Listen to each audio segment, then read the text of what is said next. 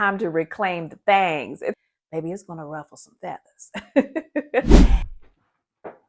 Hey there, beautiful. Welcome back to my channel. I'm Kelly Michelle, your fellow life curator. Because, honey, we are curating the life of our dreams over here. We have curated conversations about the beautiful discovery that is life after 40, about the topics of love, romantic love and self-love, spirituality, and a little razzle-dazzle of fashion. So if that's your vibe, I'm so glad that you're here. I'd love it if you like, comment, share, subscribe, all the things.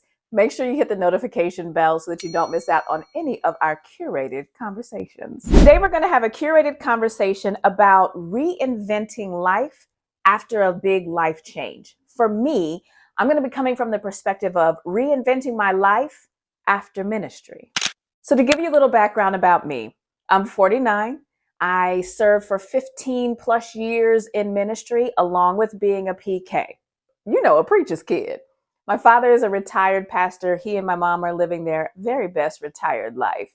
And I myself, as I mentioned, spent 15 years in ministry myself after growing up in the church. So I would consider myself a church girl. But I spent a little over 15 years in various ministry leadership roles, including pastor of a church, children's pastor, singles pastor, and ministry leader. So I've kind of done the gamut in the ministry leadership space. My story is a little different in that my father went into ministry when I was in my mid-teens. So he was a very accomplished executive in the engineering space, then went into ministry. I served in ministry along with my father for a number of years. Then he and my mom, who were part of itinerant ministry, went on to serve in other parts of the country.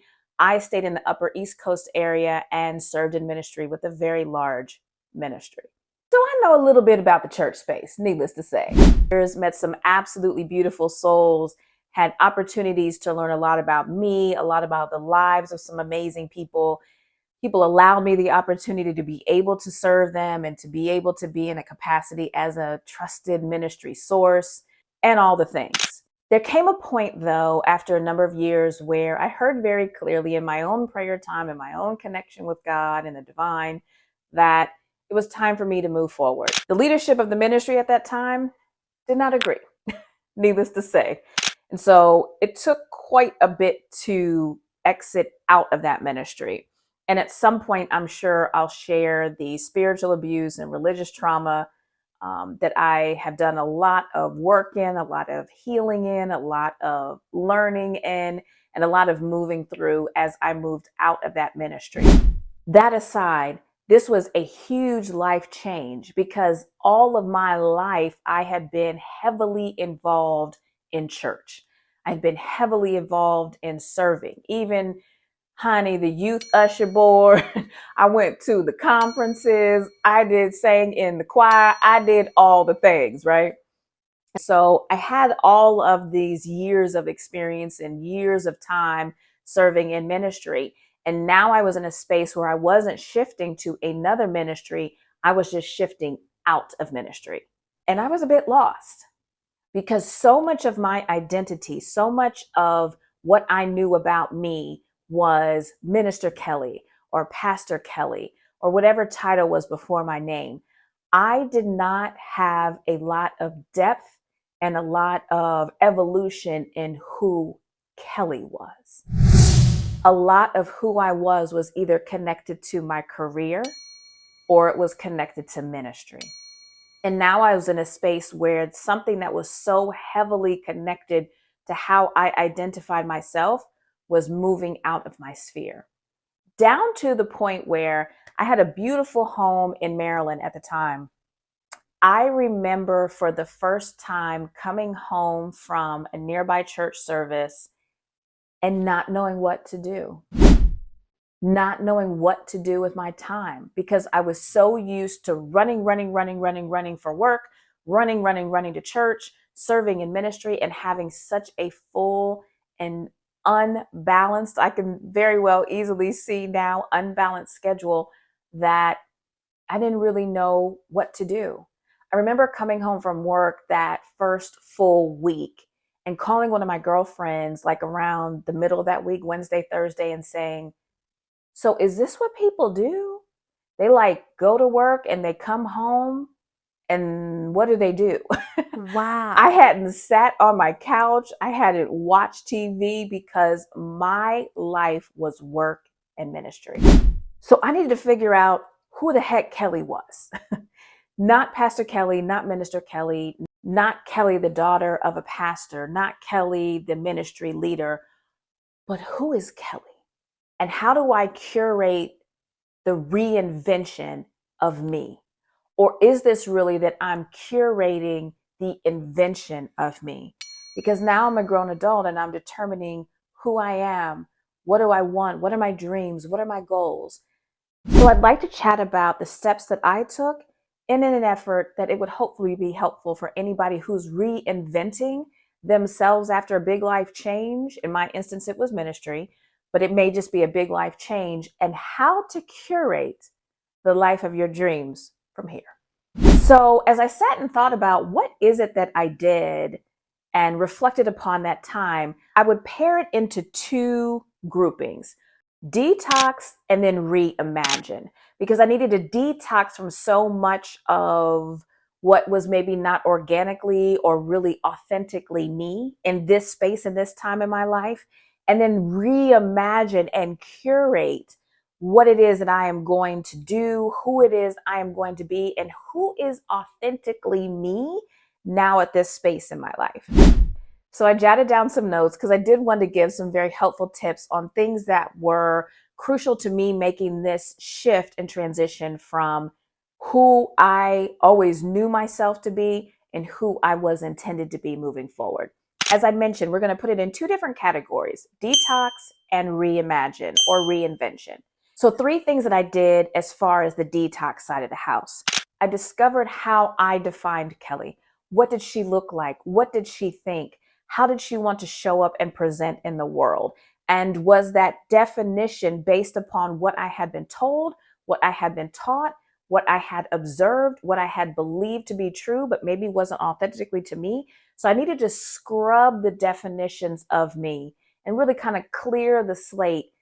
Not that anyone had ill intention necessarily, but I needed to take a detox from former definitions of that I even accepted of myself, and really leave space and room for curating who I was intended to be from here.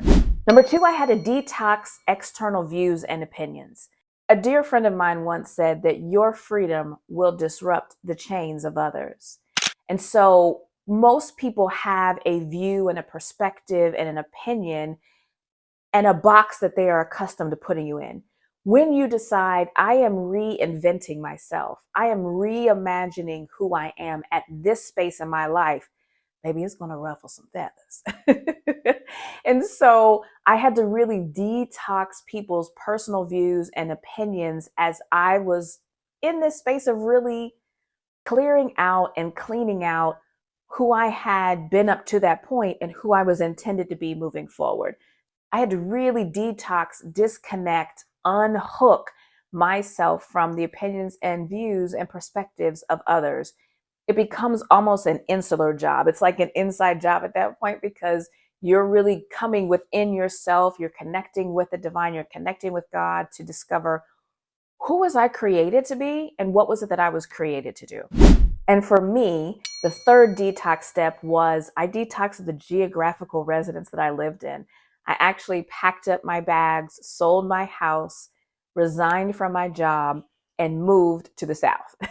Now, I'm not saying you have to do all that, but for me, I needed a clean geographic space. I needed different air. I needed different energy. I needed a different spiritual connection. I needed a different set of people that I connected with. I needed a different job that I went to each day. I needed change. I was making such a big change in really discovering who I am. And for me, I needed to do that in a space that wasn't familiar, that wasn't full of opinions and perspectives and views that could kind of pull me back to who I thought I was and who I was for so long. And in my instance, a detox of the geographical residence that I lived in was very helpful. Okay, so we've talked about the detox. Let's shift to the reimagine or the reinvention side of the house. Three things here as well. Now that I had detoxed previous views, opinions, perspectives, and all the things, even my definition of myself and who I was for that part of my life. I then had a clean slate and a clear slate to then reimagine and curate who I was intended to be and what my assignment was, who I was supposed to connect with from that point moving forward. Three parts of the reimagined side or reinvention side of the house. I recalled childhood dreams. What was it as a child in perhaps a more pure space that I really had a desire to do? What is it that you have a desire to do? What was it that was a childhood dream of yours or a childhood goal or a childhood desire that you let go of because it didn't fit in the box? It didn't fit with expectations. It didn't fit with other people's requirements of what it is that you wanted to do. So I spent some time just reliving childhood dreams, childhood thoughts, things that I wanted to explore. I really gave myself space and room to be able to reimagine some things that as a child I may have wanted to explore as an adult. The second part of reimagining or the reinventing side of the house is I had to reprioritize self care. Particularly serving in ministry for so many years, your focus is on serving others. You're quite low oftentimes in the priority list because you're serving the people that are within the ministry that you are intended to care for, that are assigned to you.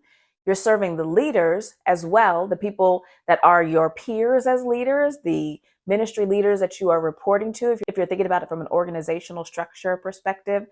And so, a lot of what you do in those ministry spaces, and you may liken this to if you are a caregiver, if you are in an educational space, if you are in any kind of space where you are outward projecting or outward facing, and your priority is to protect and serve others, if you will.